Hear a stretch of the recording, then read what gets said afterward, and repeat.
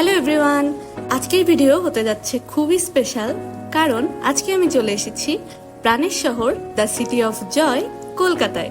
একটা শহর যেটা শুধু রাস্তা, দালান বা যানজট নয়, বরং হাজারো গল্পের গন্ধমাখা একটি জীবন। চায়ের কাপে সকাল, বইয়ের গন্ধে দুপুর, আর গঙ্গার পাড়ে হারিয়ে যাওয়া এক বিকেল। তাই দেরি না করে let's jump into the video.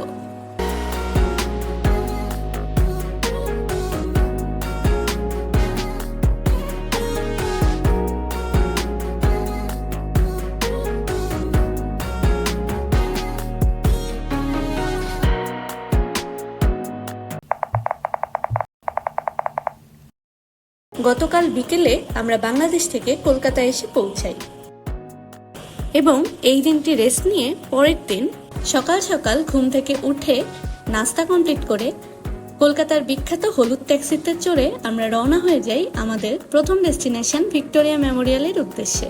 কলকাতার প্রতিটি রাস্তা যেন একটা ছবির ফ্রেম, বহু পুরনো তবুও আধুনিক এক অন্যরকম সৌন্দর্য।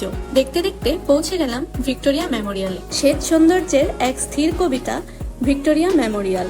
এখানে শুধু রাজকীয়তা নয়, রয়েছে এক ধরনের শান্ত নস্টালজিক সৌন্দর্য, যেটা সূর্যের আলোয় যেন আরো বেশি মায়াবী হয়ে ওঠে।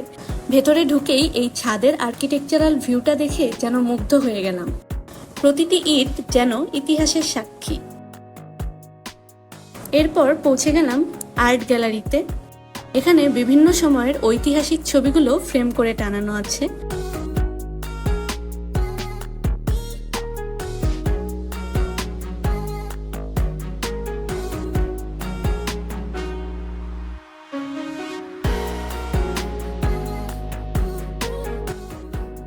প্রত্যেকটা কর্নার ঘুরে দেখলাম।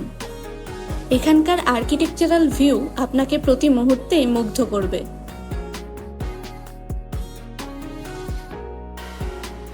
চারপাশের বাগান, ধীরে হেঁটে চলা মানুষজন, সব মিলিয়ে এটা শুধুই একটা স্মৃতিস্তম্ভ নয়, একটা অনুভব। যদি কখনো কলকাতাকে অনুভব করতে চান, তাহলে অবশ্যই চলে আসতে হবে ভিক্টোরিয়া মেমোরিয়ালে, কারণ এখানে দাঁড়ালে মনে হয় সময় থেমে গেছে আর শহরটা কবিতা হয়ে গেছে। এরপর বের হয়ে পড়লাম আমাদের নেক্সট গন্তব্য হাওড়া ব্রিজের উদ্দেশ্যে। হাওড়া ব্রিজ শুধু একটা ব্রিজ নয়, এটা বাঙালির আবেগ। দিনে হাজারো মানুষ পার হয় এর উপর দিয়ে, কিন্তু কেউ জানে না এই ব্রিজ কত গল্প বহন করে। গঙ্গার উপর ভেসে থাকা এই বিশাল ধাতব কাঠামোটি নীরবে সাক্ষী থেকেছে কলকাতার প্রতিটি পরিবর্তনের, আলোর, অন্ধকারের, বৃষ্টি আর বেঁচে থাকার। ভোরবেলা যখন কুয়াশায় ঢাকা থাকে গঙ্গা আর ব্রিজের নিচে চলতে থাকে লঞ্চ, তখন হাওড়া ব্রিজ একদম সিনেমার মতো লাগে।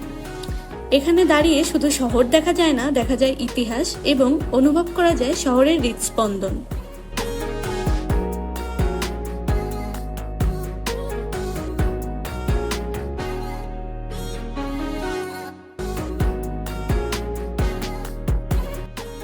হাওড়া ব্রিজ পার হয়ে আমরা একটু খাওয়া দাওয়া করে চলে গেলাম বাবুঘাটে।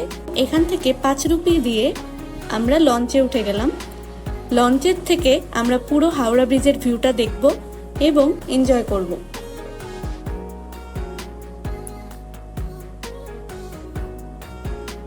লঞ্চের থেকে এই ভিউটা এত সুন্দর লাগছিল যা বলার মতো নয়, এত অসাধারণ ভিউ।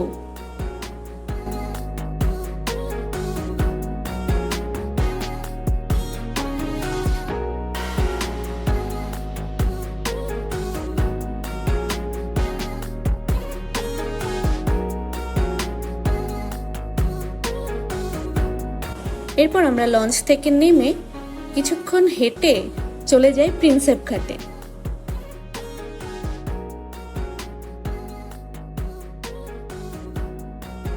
এখানেই আমরা সুন্দর একটি বিকেল কাটিয়ে রওনা হয়ে যাই নিউ মার্কেটের উদ্দেশ্যে।